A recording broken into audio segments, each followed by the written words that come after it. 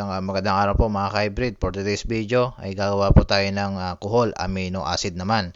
Kumuha po ako ng mga kuhol dito po sa aming kalapit na lugar, dito sa aming tabi, at marami po mga kuhol. So yan, napagtripan natin. So nilinis ko po siya para po matanggal po yung kanyang mga putik na nakadikit po.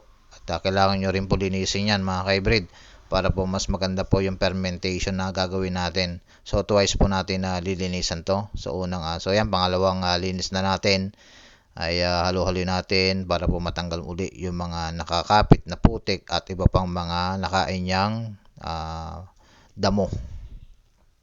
So pagkatapos natin malinisan, ita-transfer natin dito sa tabo. Yan.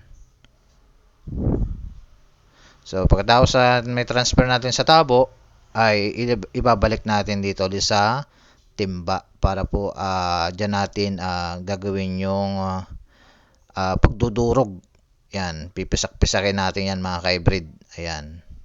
So konti lang yan mga ka-hybrid. So yung tira ay yung kalahati ng molasses, yun po yung ihahalo ko rito. Yan. So konti lamang po mga ka-hybrid. So gumawa tayo ng fish amino acid. Tapos itong kuhol amino acid naman. So pag-alternate natin yan na i-spray. Yan.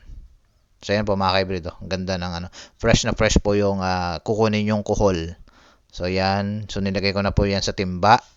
Ayan. Ready to pisak-pisak na yan. So pipisakin nyo po yan. Gagamitan po natin ng kahit ano po pwedeng gamitin. Yung kahoy. Ayan po yung kahoy yung aking napagtripan. So ayan. Molasses, ihahalo po natin dyan. So hindi ko na po papakita yung pagkakaano, baka tayo po ay makikita tayo rito. So yan, pagkatapos ko po madurog, ayan po, ilalagay ko po dyan yung natira kong molasses. Yan, yun na binili natin sa Shopee. Yan, unti-unti natin ilagay. So gagamit po tayo ng gloves para po hindi po tayo masugatan. Dahil po yung kanyang mga shells ay nakakasugat po yan mga ka-hybrid, kasi nga ay may medyo matulis, matalim. So kumamit po tayo ng gloves. So ayan. Yan po yung nadurog na mga kuhol. Ayan. Siguro mga 50 ml na rin yan mga ka-hybrid. Okay na rin siguro yan. So nakagawa ako ng fish amino acid. Yon, yung 1 litro tapos kalahati. Yan po mga ka-hybrid. Kalahating molasses. Yan, yung kalahati niya ay ko. Nilagay ko sa mga tanimin kong avocado. Ayan, so hinalo-halo ko siya. Ayan, nilagay-lagay ko na dyan. Ayan. So ganyan lamang po gumawa po ng kuhol amino acid mga ka-hybrid. So kung kinakailangan 1:1. So 1 kilong kuhol at 1 kilo na rin po ng molasses ang ihahalo po ninyo mga ka-hybrid.